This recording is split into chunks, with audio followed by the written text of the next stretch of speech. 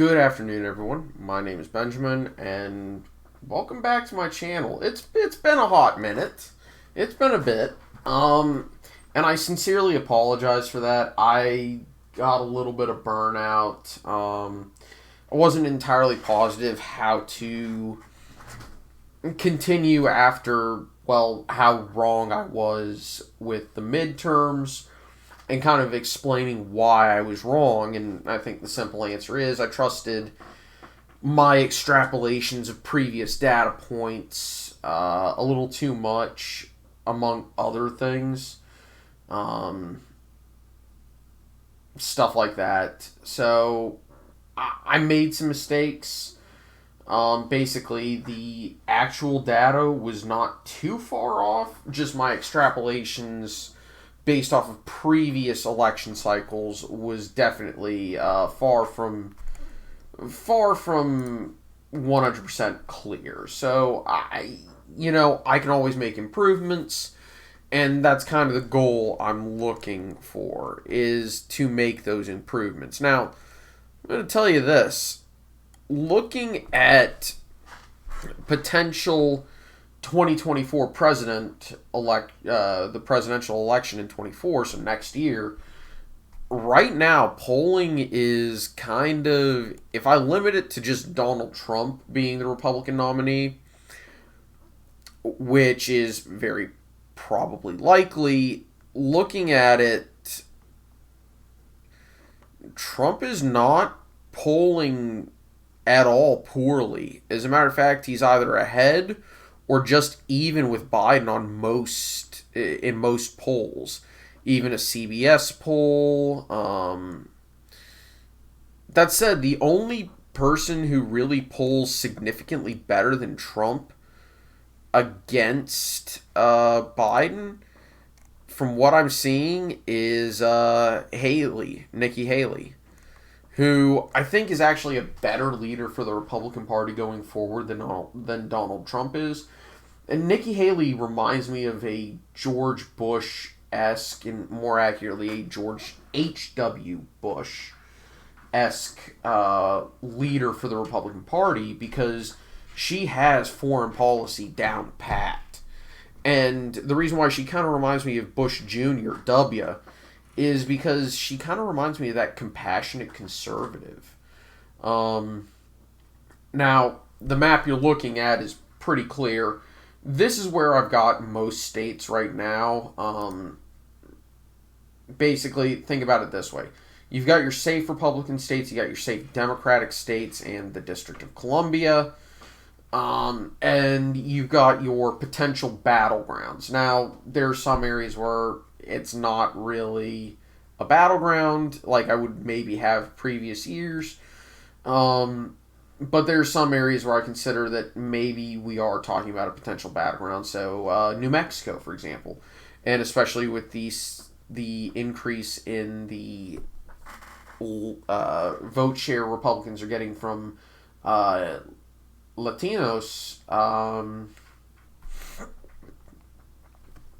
we're talking about a very significant shift.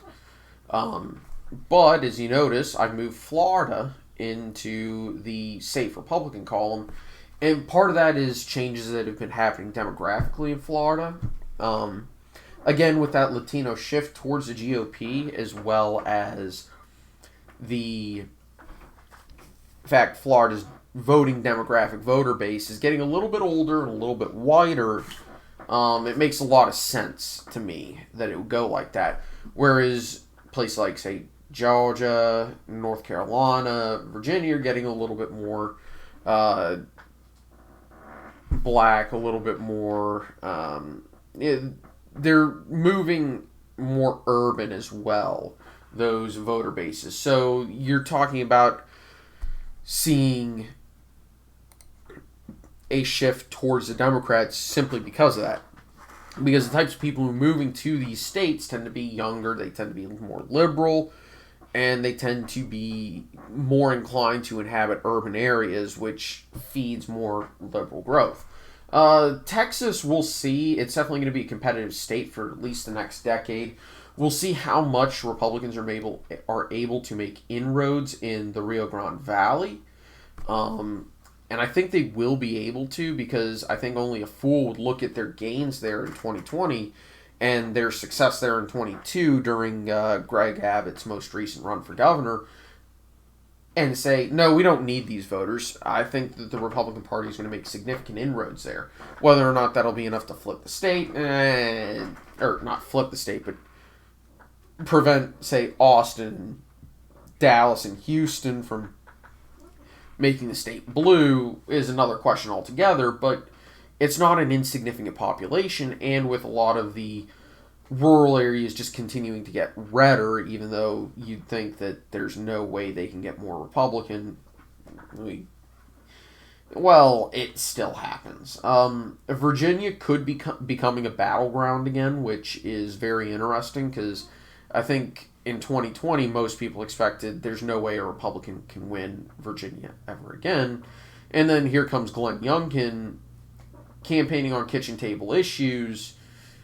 And of course, he got a little bit lucky that he was going against Terry McAuliffe, who was not a good candidate. But it looks like Youngkin is doing extremely well.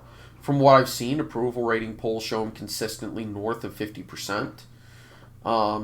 He seems popular in the Commonwealth, unless you go to like Charlottesville or Alexandria, like in the deep, deep urban and academic cores of the state. And what would you expect there? But you go to the exurbs and even the suburbs, people are like, yeah, no, I'm down with this cat. So it is what it is. Obviously, the upper Midwest is always going to be a battleground, the Great Lakes region. Ohio, I think, is at this point similar to Florida. It was a battleground. It's not really a battleground anymore.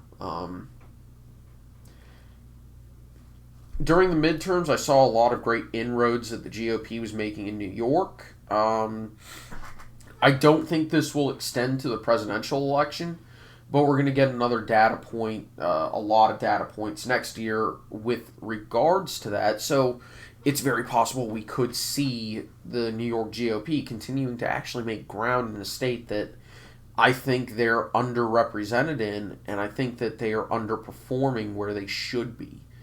I think New York absolutely has potential to be a large battleground state. The problem is the Republican Party there has been significantly underperforming where they should be, especially in rural areas. Obviously, we've got the Desert Southwest, and I was tempted to have Colorado be in that safe Democratic category, but I left it as a toss-up because I think there may be an argument to be made that Colorado could be competitive in the right national environment. And we'll see what happens with that. I'm not entirely positive that we're going to have that environment in 24, and I legitimately don't think that we will, but it could happen. But back to the Republican primaries. I mean, Donald Trump is probably going to win the nomination, but I significantly, from a more libertarian perspective, you'd think I'd love Vivek Ramaswamy, and he's an interesting candidate, but I don't think he's really a good representation of what the libertarians would be for. And maybe this is me just getting older, but, Vivek kind of represents that idealistic view of the world where we don't have to be entangled internationally, where our interests really only are focused on what happens inside our borders. The problem is we don't live in that world. We live in a world where, what happens between Russia and Ukraine absolutely matters to us, because we have historically imported a decent amount of grain, at least recent history. We've imported a decent amount of grain from Ukraine. And also that destabilization in Eastern Europe, it matters here at home. If you have, it's allowed us to say, see, Europe, you do need to contribute to your defense sectors. You do need more tanks, more planes, more guns, and more boots on the ground. You need to improve your logistics. You need to improve your armor sections. You need to improve your infantry. You need to improve your air defense sector. Most nations in Europe had been falling behind. Russia invades Ukraine. All of a sudden, we're proven right. So it helps there, especially because a lot of Europe is reliant on American defense sector technology. It's not really a secret that a lot of Eastern European nations, as well as a lot of European nations in general, have been, interested in, say, the F-35 program, the Joint Strike Fighter, but most were not able to justify the price that would come with this top-of-the-line fighter. All of a sudden, we now have Finland and Poland and Romania purchasing them. Romania, who you would say, wait, they can afford that? We're selling Abrams to Poland. We're selling this and that and the other thing. So it's going to be a good thing for our economy to actually have these, not entanglements, but these contracts and alliances overseas. It actually does benefit us, because if there's one thing the United States is actually good at, it's heavy industry, heavy manufacturing, and that's stuff that nowhere else on earth is really quite capable of matching the United States on. And if we could put more resources into that, or convince more countries to buy our heavy manufacturing products, it'll be really good for us. So, that's where I'm standing on that. And I think Nikki Haley would be an ideal, person from the Republican perspective to lead us forward in that. It also takes away a key attack that the Democrats would have on the Republican Party. That the Republicans are content to let a burgeoning democracy in Ukraine fall to a totalitarian force. And this is actually why I don't like Vivek. Why I'm not necessarily Vivek Ramaswamy's biggest fan, is because while he is an interesting candidate, and definitely from an economics point of view is right on, I'm all for what he wants to do, I think foreign policy-wise he kind of fails. And again, this may just be me getting older, but and realizing that things are much more complicated. But a threat to liberty somewhere is a threat to liberty everywhere. And if we allow Russia to just steamroll a reforming democracy, a nation that is actually trying to make positive steps towards being Western and being more democratic in terms of form of government, of course, looking to extend more rights to its people and looking to reform its system to be less corrupt and better capable of interacting with the global economy, what are we doing? And I'm not trying to give credit to Woodrow Wilson here when I say that, but we are kind of that arsenal for democracy, and we are supposed to protect the rights of the people, not just here in the United States, but everywhere. I'm starting to hear this a lot from, say, certain people in the United States, that maybe we shouldn't have been involved in the Yugoslav wars in the 90s. And my thought process on that is, if stopping a genocide is wrong, I don't want to be right. So, if stopping Russia from doing whatever it wants in Ukraine is wrong, I'm not sure I want to be right. So, that's one of the other reasons why I like Nikki Haley, is she's willing to actually stand up and say, no, we're not going to let Ukraine fall. They're not perfect, they've got a lot of ground to move on, but Russia is absolutely our biggest enemy.